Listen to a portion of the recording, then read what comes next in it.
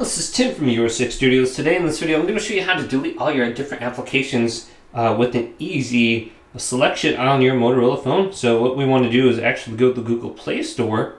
So you can see the Google Play Store right here. Otherwise just swipe up. We can type in play.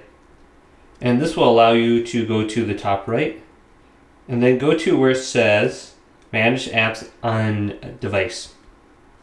Now when we're under here, we can delete the different apps. So let's go to the storage on our phone. And you can see all the different apps on here. We can select multiple different apps at the same time and delete them. So we can go back. I accidentally clicked on one of them here. But instead of deleting everything one at a time, you can just go to this and select them all. And then press the garbage can up top and then delete them off your phone. So go ahead and try this to delete your apps. Hopefully this video did indeed help you out. If it did, leave it a big thumbs up and subscribe to my channel down below.